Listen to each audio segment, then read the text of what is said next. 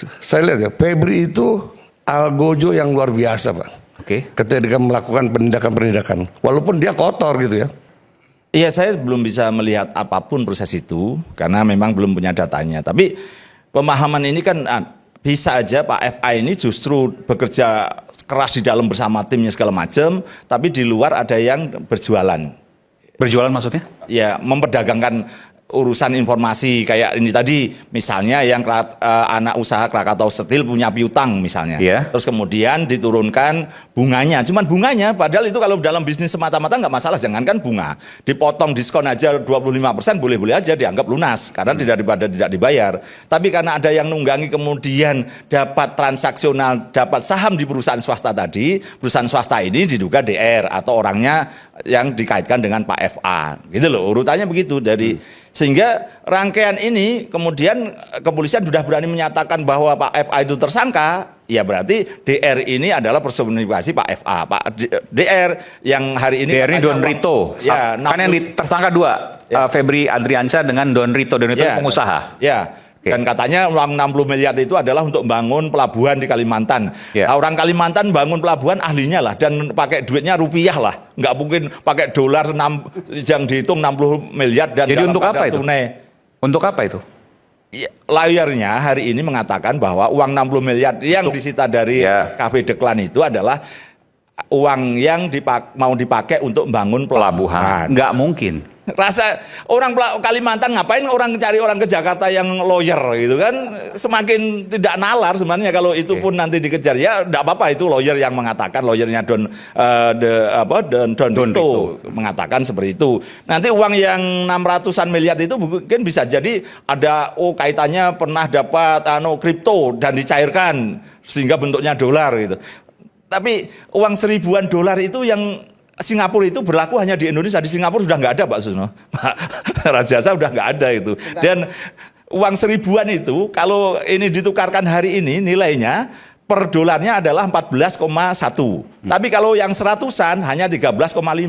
Kenapa begitu? Karena lakunya hanya di Indonesia begitu. Jadi hanya untuk suap menyuap aja maksudnya begitu. Jadi kalau jumlahnya sekian banyak itu gitu. Dan saya sebenarnya sudah akan meminta pada pemerintah Singapura untuk menyatakan tidak berlaku lagi seperti uang dulu $10.000 Singapura. Kalau ini tidak berlaku lagi, nanti akan menjadikan semakin kira-kira korupsi semakin terberantas lah kira-kira gitu, pencegahannya. Itu gambaran hukumnya kira-kira gitu Bang Aiman. Jadi kalau toh ini kemarin saya memang teriak pada saat hari Sabtu siang karena DPR malah mengotorisasi pemindahan itu, bukan penyerahan berkas pengalihan, tapi ini pengalihan atau pemindahan penyidikan. Anda nggak setuju itu? Ya nggak setuju sebenarnya gitu. Tapi karena malamnya sudah ada titah presiden, ya udahlah saya manut. Karena itu mungkin terbaik. Kenapa? Kalau tetap di kepolisian nanti kalau tidak P21 bagaimana? Dikerjai oleh jaksa misalnya. Nah, tahanan bisa lepas. Itu banyak kendala madorotnya juga gitu. Tapi kalau di sini nanti bisa jadi juga ada SP3 atau penghentian penuntutan malah deponering ya bisa juga di kejaksaan. Jadi mari kita kawal bersama, ini juga saya kira kejaksaan akan malu kalau ini sampai SP3 atau deponering karena itu untuk membersihkan dirinya. Kita percayakan dulu. Bahkan tapi oleh gerombolan saya memang besok rencana mau diuji pra peradilan. Gerombolan siapa? Gerombolan saya. Maksudnya apa tuh? Gerombolan. Maksudnya saya, partner saya lah, anak didik saya mendaftarkan pra peradilan besok rencananya. Oh, sebentar. Mau Bung Boyamin dan kawan-kawan, bukan gerombolan saya sebutnya. Bung Boyamin dan kawan-kawan mau mendaftarkan pra peradilan terkait kasus ini. Iya. Tidak sahnya penghentian penyidikan. Karena penghentian penyidikan itu itu tidak cukup. Kan belum dihentikan penyidikannya. Ya, di kepolisian dengan dihentikan, ini dilanjutkan kok. Kan dilanjutkan di kejaksaan. Ya di kepolisian kan tidak dilanjutkan, sama dengan dihentikan toh. Anda mau pra peradilan kan itu? Bentuknya begitu. Tidak sahnya penghentian penyidikan karena tidak cukup alat bukti. Kedua bukan pidana. Ketiga demi hukum. Demi hukum itu ya nebis in idem, meninggal dunia atau daluarsa kan gitu. Tidak ada dipindahkan ke pengalihan kasus ini dari polisi ke jaksa. Itu mau Anda lawan? Ya kita uji, bukan dilawan loh ya, kita uji. Peradilan dia lah. Ya kalau memang nanti dikabulkan biar tetap di polisi. Kan gitu. Kalau ditolak berarti ya boleh ke jaksa. Kan kita kan kreatif di situ aja, memaknai, memperluas, mempersempit dan kemudian apa kemudian pengadilan daripada nanti didahului oleh Pak FA dan kemudian penetapan tersangkanya tidak sah. Kan gitu kan? Ya ini saling mendahului aja kalau memang dari proses itu. Karena apapun bagi kami ini adalah ya memang ada oknum nakal, sapu kotor ya dibuang aja gitu. Tapi bahwa kami tetap mengawal dari proses hukum supaya benar semua. Karena nanti setidaknya kejaksaan juga harus membuat benar administrasinya. Karena kalau ini langsung diambil alih begitu, bagaimana penggeledahan kemarin? Izin penggeledahan kan kepada penyidik kepolisian, bukan kepada penyidik kejaksaan. Apakah barang yang hasil digeledah itu kemudian langsung bisa berpindah begitu? Nanti kalau dimasalahkan malah bisa dianggap hasil barang bukti ini tidak sah karena bukan jaksa yang menggeledah, bukan jaksa yang dapatkan izin penggeledahan dari ketua pengadilan. Karena saya tahu persis izin penggeledahan itu diurus Senin. Ke pengadilan belum berani, baru kemudian diurus lagi ke Mahkamah Agung hari Selasa. Dapatlah izin Selasa sore, baru kemudian Rabu dia lakukan penggeledahan. Sebenarnya teman-teman polisian itu sudah firm, sudah prosedural, sudah dengan cara-cara yang benar untuk menangani perkara ini. Penyelidikannya sudah panjang, bahkan 2 tahun lebih sebenarnya kalau dalam memantau ini. Kasus ini 2 tahun lebih 2 tahun diselidiki karena oleh akhir polisi. 2024. Karena Pak Ronald itu kemudian di awal tahun 2025 sudah menyerahkan berkas-berkas itu pada Kortas Tipikor juga gitu loh untuk Termasuk soal berangkas tadi. Oh enggak, kalau berangkas itu kan maksudnya belakangan itu. Iya. Kan, Artinya bukan hari itu pokoknya baru mau ini bahwa dibongkar. gini, teman-teman kepolisian itu kalau mau bekerja sebenarnya, mau bekerja itu hebat-hebat gitu. Saya tidak bisa menjelaskan bagaimana bisa membuka berangkas itu, tapi mereka hebat bisa kemudian buka dengan cara tanda kutip penggalangan. Lah penggalangan sebagai Itu menggunakan fungsi intelijen lah, boleh bilang itu. ya penggalangan lah istilahnya Iya, begitu. penggalangan kan intelijen. Iya, nanti kira-kira gitu. Oke. Jadi siapa ditemenin siapa gitu kan? Ya, dalam posisi inilah yang mereka juga kemudian memantau ini, mempelajari berkas ini, kemudian justru yang nomor 3 tadi, yang Krakatau Steel itu betul-betul temuannya polisi. Tidak ada laporan dari Komsak maupun KSST. KSST Komsak itu kan batu bara dan terkait dengan yang satunya yang PLN terus kemudian Asabri itu memang iya gitu. Tapi kalau yang kaitannya anak perusahaan Krakatau Steel itu tadi itu temuan teman-teman polisi. Dan itu tidak mungkin hanya sehari 2 hari apalagi seminggu pun tidak mungkin itu didapat. 2 tahun.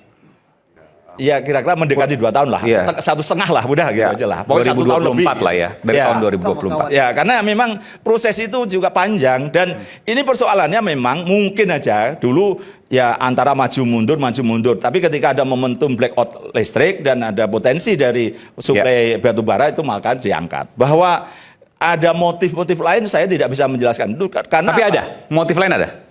Iya potensi ada, tapi saya mengatakan Apa itu? motif apapun, Misalnya apa? motif apapun halal. Saya tanya motif apa misalnya? Ya pemicu kan boleh aja. Semua boleh. analisa sudah ada semua kok di media sosial. Anda Ada. berani Saya tidak ingin memperjelas saja. Oh, Anda gitu. nggak berani ngungkapin.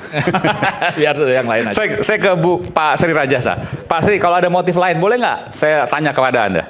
Oh, boleh. Silakan. Boleh. Anda mau buka-bukaan? Apa ya? Anda mau buka-bukaan soal ini?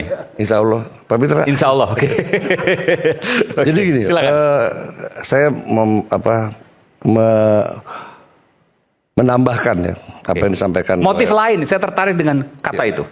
Yang jelas kalau kita lihat proses hukum yang sedang berjalan ini, saya nggak berdekatan hukum ya. Ini tentunya ada sesuatu gitu loh. Oke. Ada sesuatu. Mungkin ada motif politik di sana. Motif politik? Iya, karena gini, karena dia dari kacamata intelijen ya, saya bukan dari kacamata hukum. Ketika Febri ini begitu getol mengangkat kasus korupsi, kemudian membabat semua di Kasatgas PKH, pasti kan ada yang terusik, gitu loh. Sehingga terjadilah, apalagi kasus Febri ini seperti dikatakan Pak Bonyamin, ini persoalan sudah dari dulu polisi tahu. 2025, ya kan Pak? 24 katanya. Ya, waktu diikuti sama Kalau itu Juli 2025. ya itu 2025. Yang 2025 itu sudah tahu polisi. Berarti ada sesuatu kan. Nah, yang jadi masalah sekarang tadi seperti dikatakan Pak Profesor Mahfud MD, pengalihan ya atau bukan pelimpahan perkara di mana Febri ini belum diperiksa sama sekali gitu loh. Kemudian langsung dialihkan ke Kejaksaan Agung. Jadi kalau saya lihat kasus Febri ini, yang penting Febri bisa diamputasi. Oke. Dia tidak ada kesempatan untuk jadi jaksa agung, dia tidak ada kesempatan lagi untuk melakukan. Apa pentingnya mengamputasi Febri? Jelas lah, karena kan lihat aja Febri. Saya lihat ya, Febri itu algojo yang luar biasa Pak. Oke. Ketika dia melakukan penindakan-penindakan, walaupun dia kotor gitu ya. Nah ini yang ditakutkan gitu loh Pak. Apalagi sekarang kan. Algojo luar biasa tapi kotor. Maksudnya gimana nih? Iya, Febri itu backgroundnya seperti tadi dikatakan kan, banyak juga dia memanfaatkan, ya kan, peran atau kekuasaannya Iya, untuk iya. kepentingan diri sendiri. Gitu. Tapi dia algojo luar biasa untuk Oh iya, kasus-kasus ya, korupsi. kita lihat aja, ya kan, banyak sekali. Kemarin kasus Aseng, kasus Hamintan dan lain-lain, ya kan, bahkan sudah dikeluarkan KPK bisa dia tangkap langsung gitu. Terakhir BGN, kasus BGN. Pertamina, kasus BGN. Nah, Pimpinan-pimpinannya semua. ini kan tentunya kan menimbulkan riak ya Pak. Ya, mungkin Pak Susno nggak ngomong tadi. Pasti ini pasti ada gejolak, ya kan. Nah tentunya Febri bisa jadi ancaman. Apalagi Febri digadang-gadang bakal jadi jaksa agung. Beliau udah dipanggil presiden loh. Saya ini berani ngomong di sini. Nah ini kan ada sesuatu yang gerah nih kalau Febri jadi jangan pisaunya kayak gini boleh jadi jaksa agung, ya Pak.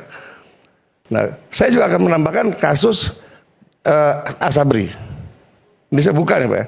Karena saya langsung bicara dengan Bencok beberapa tahun lalu, berbicara dengan Legend Sony di Sukamiskin Pak. Sama Adam Damiri, Pak Adam Damiri. Jadi dikatakan bahwa kasus Asabri, Febri itu benar-benar mengkriminalisasi 3 orang ini. Jadi, kasus Sabri itu. Iya. Dikatakan oleh Febri bahwa Asabri rugi 22 triliun. Saya nggak dapat pensiun Pak kalau 22 triliun. Beneran. Pak Ponto juga nggak dapat pensiun. Ya. Bapak juga ya kan. Nah, pada saat tahun yang sama, Asabri itu untung 3T. Dan itu pengakuan dari Sony, Direktur Asabri. Gitu, Pak. Nah, sebenarnya Artinya berbalik dari rugi ke untung. iya. Dikatakan oleh Febri rugi. Oh, oke. Nah. Padahal faktanya untung. Ya. Faktanya siapa yang ngemplang di Asabri? Ya. Adalah perusahaan Lipo dan Erlangga. Siapa yang melakukan ngemplang di Jiwasraya? Bakri Group. Dan itu saya berdasarkan fakta, pengakuan daripada mereka. Tapi Anda menyebut ini punya konsekuensi. Oh punya, berani saya, nggak takut saya. Karena semua ini berdasarkan pengakuan Bencok, Pak Sony, ya. Dan dia siap untuk dikonfirmasi. Karena dia merasa sangat dikriminalisasi. Bayangin mereka 18 tahun seumur hidup. Hukumannya seumur hidup. Iya. Dan Bencok. Nah, apa kaitannya dengan FA, dengan Febri Adriansyah? Ya dia kan sekarang itunya, penyidiknya. Jadi ini serangan balik maksud Anda? Iya enggak, bukan serangan balik. Tapi kalau serangan balik dari kejadian kan ini. nggak ada kaitan dengan orang-orang tadi, sulit untuk dibuktikan. Ya, Tapi bukan. jangan kemudian kita fitnah ini. Bukan fitnah, ya kan? Tadi keterangan dari Pak Bonyamin, ini kan ada kaitan ke Asabri. Artinya saya tambahkan kasus Asabri yang terkait dengan Febri gitu loh. Iya, dan ini fakta saya bicara, bisa dikonfirmasi. Tapi kan spekulasi, artinya Bukan spekulasi. kalau ada bukti bahwa mereka ini punya aksi serangan balik, oke. Tapi kan nggak ada buktinya. Bukan saya nggak bisa serangan balik. Ketika polisi menggerebek rumahnya Febri, kemudian muncul kan Pak persoalan Asabri di situ. Nah, dari situlah akhirnya kita lihat bagaimana peran Febri pada saat persoalan Asabri gitu loh. Itu sangat-sangat, saya bilang kejam sekali udah. Itu aja. Ada banyak musuhnya FA di situ. Ya Dalam jelas lah kasus Pak. Ya kalau misalnya mereka. Ya meskipun begini, untuk membuktikan bahwa iya musuhnya banyak, betul pasti yang namanya algojo koruptor gitu kan. Iya. Tapi bahwa apakah koruptor itu melakukan serangan balik kan harus ada bukti. Oh enggak, saya enggak bicara serangan balik koruptor. Saya menambahkan yang Pak Bonyamin katakan tadi bahwa Febri itu ada kasusnya di Asabri kan Pak. Ya kan ada. Nah, saya tambahkan nih persoalan Febri di Asabri gitu loh. Bukan saya bilang ada serangan koruptor, saya nggak bicara. Ini gambaran aja maksudnya. Iya. Oke. Nah, kemudian kalau saya lihat dari proses hukum tadi ya, kemungkinan besar Febri akan lakukan pra-peradilan, ya kan? Karena memang. Dan kemungkinan akan bebas. Saya nggak tahu persis, tapi yang jelas dia akan lakukan pra-peradilan. Nah, kemudian karena gini, lihat dari proses yang hukum yang sudah berjalan, ini sasarannya cuma Febri. Saya tidak melihat ada upaya Sasaran cuma Febri ya, Adriansyah. bagaimana mengamputasi Febri, gitu. Karena gini, saya tidak melihat ada upaya penegakan hukum dalam rangka pemberantasan korupsi. Kalau misalnya polisi kemarin tadi Pak, betul-betul mau memberantas korupsi, ditangani langsung. Ini akan membuka semuanya, karena ini harapan publik. Tapi tiba-tiba diserahkan ke kejaksaan coba. Polisi lepas. Ini kan satu persoalan. Lah, kalau diserahkan kejaksaan, ya sama saja memulangkan Febri yang udah cacat ke kejaksaan. Ya udah nggak perlu lagi. Jadi ini targetnya bagaimana Febri bisa diamputasi. Hanya Febri. Iya. Itu dari analisa intelijen Pak ya, bukan bicara Iya, hukum. iya. Ya jadi sampai di situ kalau menurut saya. Nah, tadi kalau bicara kunci mengunci, ya kalau di Intel itu semudah membalik telapak tangan Pak, ada sekolahannya. Jadi berbagai macam kunci apa segala macam. Berangkas tadi. Iya, apalagi berangkas. Berangkas paling gampang. Berangkas paling gampang. Iya, ketimbang kunci motor. Penggalangan tadi utama Iya. yang dilakukan. Oke, ada komentar soal itu silakan, Bung Mitra. Baik, terima kasih Ini Bang Arman. ngeri-ngeri sedap apa yang disampaikan oleh Bung Ya, Sri saya Raja. ingin menanggapi. Yang Meskipun pertama, soal kebenarannya saya sendiri, ya, apa terlalu jauh untuk kemudian berspekulasi? saya kira keterangan Jangan sampai daripada- acara ini menjadi fitnah. Iya. Saya kira yang disampaikan oleh Bang Sri itu keliru. Karena apa? Kalau memang sasarannya hanya Febri, hari ini kita lihat tersangkanya ada 2. Jadi kalau dibilang Febri ini adalah algojo, pertanyaannya kenapa dia mengkhianati rakyat? Kalau dibilang banyak musuh-musuhnya, kalau dia bersih, rakyat akan bersama-sama dia. Tapi persoalannya dia hianati amanah yang diberikan rakyat kepada dia untuk memberantas korupsi. Saya nggak bilang Febri bersih Pak, itu aja. Iya, artinya algojo banyak yang ingin memusuhi dia, kan begitu? Ya nggak algojo dalam arti kata. Iya, terlepaslah dia algojo, tukang bantai dan lain-lain, tapi dia sendiri nggak bersih, kan begitu? Ya, memang nggak ada yang bilang dia bersih. Iya. Tapi dia artinya- banyak musuhnya, menurut Pak Sri itu. Ya jelas lah. Oke. Artinya kita sepakat bahwasanya EPA ini telah mengkhianati presiden dengan dia melakukan tindakan-tindakan yang mengkhianati rakyat. Bang Aiman, yang pertama saya ingin mengapresiasi Kortas Tipikor ya. Ini sebenarnya kasus ini dari 8 Mei 2024. Oke. Ya. 2 tahun persis itu. Iya, sudah tahun lebih diikuti bahkan. dan sudah dimonitor terus, kan begitu.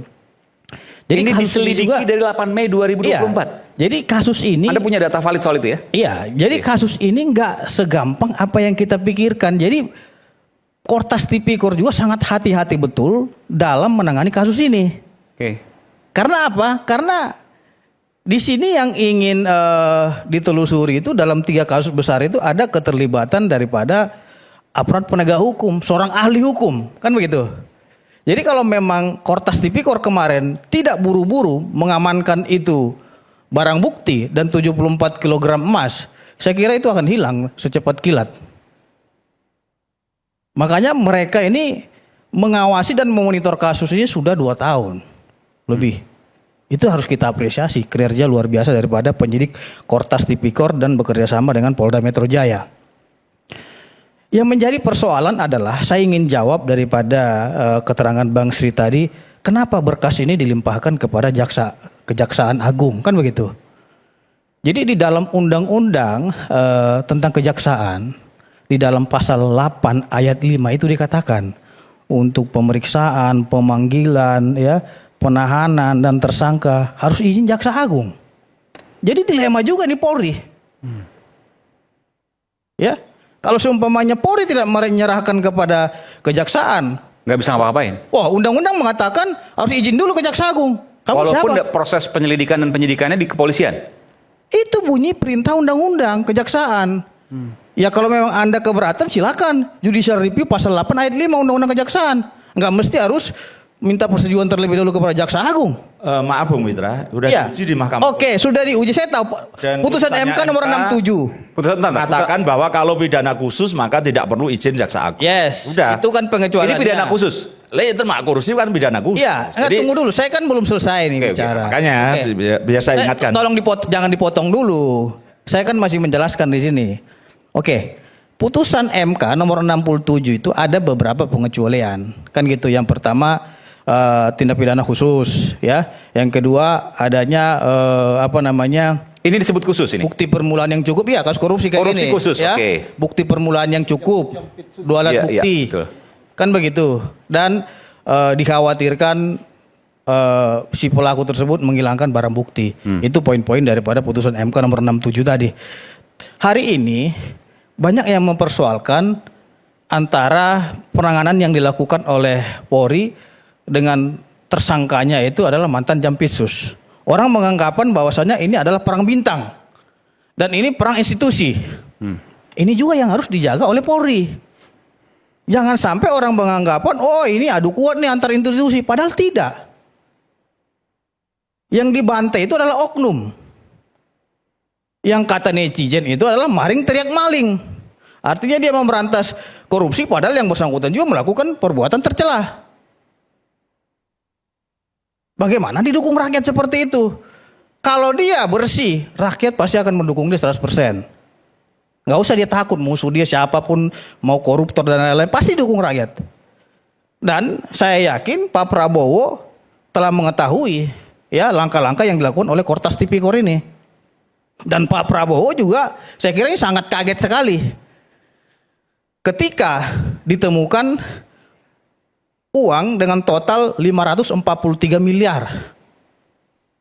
Bang Aiman, dari 3 kasus yang diusut oleh Kortas Tipikor, total kerugian negara itu mencapai kurang lebih 34,6 triliun.